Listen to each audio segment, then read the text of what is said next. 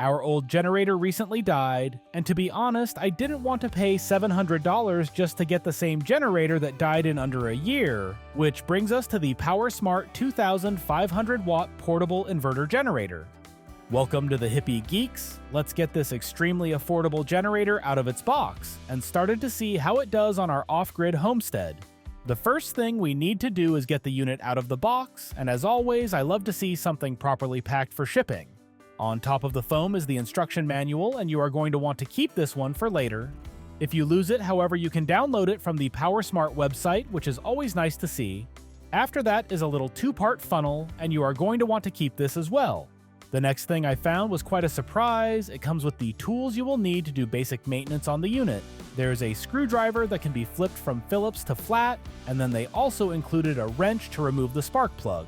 After that, you just need to pull the top foam out, and then open the bag that is wrapped around the generator to keep it dry, and then you can pull the generator itself out of the box. On top, you will find the starting directions, and make sure to notice that this unit does not ship with oil in the generator, and there is no oil included in the box, so you will need to provide just over 12 ounces of 10W30 motor oil before you try to start it. The first thing I am going to look at, however, is the little flap on top of the unit, and if you open this up, it will let you get access to the spark plug for regular maintenance. After closing that up, it is time to get some oil in this generator. There are two screws that you are going to need to remove to open the side panel, and the included screwdriver works great to get them out. They are not captive screws, so don't drop them, and once they are out, set them aside to close it back up. There are a pair of nubs that you need to pop out of their grommets in the middle of the panel, and then swing it open so that you can pull the tabs at the back of the panel out of the slots that hold them in place. With the panel off of the unit, you can see the high-density sound-killing foam that they have in here, and that is a really nice touch that I was not expecting at all. Once the panel is off, you now have access to the oil fill, the air filter, and also the carburetor. When it is time to clean the air filter, you just need to unclip the left and right side of the cap, and then just pull the foam insert out. We don't need to do anything at this point as it is completely clean, but you want to make sure to clean this regularly as restricted airflow is one of the many things that will kill one of these little generators. Next up, you just need to unscrew the oil dipstick from the bottom of the generator and then grab the funnel and your oil. You need to add in about 12 ounces of oil to fill this unit up, and when it is full and sitting on a flat surface, the oil will just barely want to seep out of the hole. Make sure to have a paper towel handy so that you can clean up any mess that you end up making. Oil has a really nasty habit of attracting dirt and making a mess of things, so I try to keep it cleaned up whenever possible. Once the oil is full, go ahead and screw the dipstick back in nice and tight so that the oil can't escape.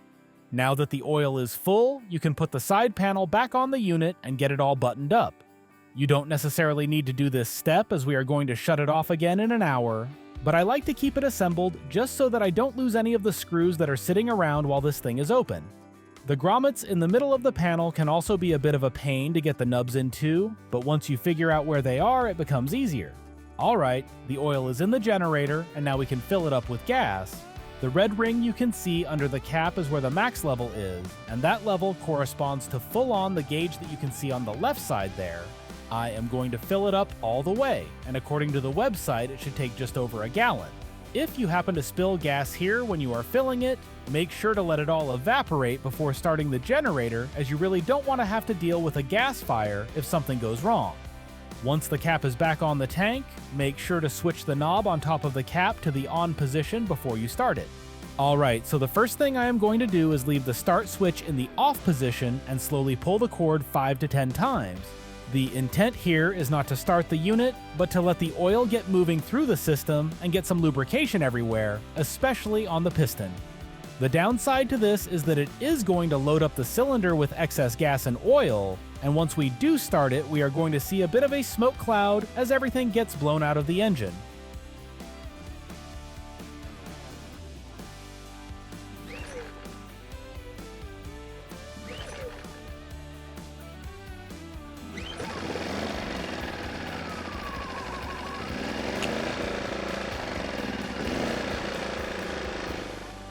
Alright, finally turn the starting switch to the choke position and give it a couple of pulls, in my case 3 before it started for the first time, and you get to see that little cloud that kicks out when it first gets started. After about 5 seconds, go ahead and turn the switch from the choke position to the run position and step back to look at the little unit actually running. Even with eco mode turned off and the unit running at full speed, the unit is actually pretty quiet, which I am actually really thrilled about. With the first run of any new small generator like this, we are only going to let it run for an hour at this point. I am going to get it loaded up with about a 75% load, and then we are going to let it break in for the first hour. Once that hour is over, we are going to drain the oil and refill it, and that is to wash out any metal bits that end up in the oil as the engine runs for the first time. In this instance, I am going to plug in the Egratech Sonic 1200 to let it finish charging, which is going to pull about 850 watts from the generator. I am also going to plug in all of the electronics from the studio, which at the moment is about another 550 watts, bringing the total up to just under 1400 watts. Now, you may be asking yourself how 1400 watts is 75% of 2500, and it isn't. The marketing on all of these generators is a little misleading, and that number they typically list is the surge rating that the generator can handle for a couple of seconds as a load starts, but its running wattage is only 1900 watts. If you are looking at buying this unit, make sure that all of your loads will fit under 1900 watts total, as the unit will trip itself into protection mode if you go much above that with a sustained load. Now that it is breaking in, let's talk about price. Our last generator was a Ryobi 2300 watt inverter generator, and it never ran right from the day we unboxed it. Fast forward a year, and it had a catastrophic failure that finally took it out of commission, and I really didn't want to pay another $700 to get a new one, and I especially didn't want to pay the $550 that folks want to charge for a used one. I started to look around and came across this PowerSmart 2500 watt inverter generator, and decided to give it a try as it only cost $310 before tax and warranty. Adding in a 3-year protection plan and the sales tax, and it cost me $362, shipped to my door in less than a week. I cannot complain about that at all. Well, at least as long as it keeps running anyways. The last thing I want to talk about during the break-in period is the noise it is making, and it wasn't bad at all. I used a decibel meter to measure the noise at various points, and from both the front and sides of the unit right next to it, I saw 82 dB, and then directly behind it, I saw 87 dB. Moving 3 feet away from the generator, and from the front and sides, I was seeing 78 decibels, and then 82 decibels from directly behind it. 10 feet away, it dropped down to 72 decibels from the front and side, and 75 decibels from the rear. The tone of the exhaust is also deeper and lower than I expected from a small engine, and it sounded more quiet to my ears than the decibel readings are, which is interesting to hear. Overall, the sound is very tolerable at any distance, though as with any generator, the further you can get from it, the better. After an hour, I shut it off and went to get Noah from the bus stop, then came back to change the oil. There is no oil filter on these small generators, so you need to make sure to keep up with the oil changes if you want this thing to keep running for several hundred hours. We are doing the first oil change after an hour of running, and as you pour it out, you will see a bunch of contaminants pouring out with the oil, which is the exact reason that we are doing this after only an hour. Once I have it drained, I am actually going to put a couple of ounces of fresh oil in it and slosh it around a bit, and then drain that out as well just to get it as clean as I can. After that, I am going to put about 3 ounces of oil back into it and close it up, as I want to test out one of its safety features, the low oil shutoff feature. These are designed to turn off or not start at all if it detects too little oil, and I want to see if it will actually keep me from starting the generator. The first thing I am going to do is top it off with gas and then try to pull start it. I don't know if you can see it very well, but as I pull the cord, the yellow light on the front panel is actually flashing, and that is warning me that there isn't enough oil in there, and no matter how hard I pull the cord, it simply will not start, which is really great to see, as that is a very important safety feature. Now that I know it works, it is time to pull the side panel back off and actually finish filling the unit up the rest of the way.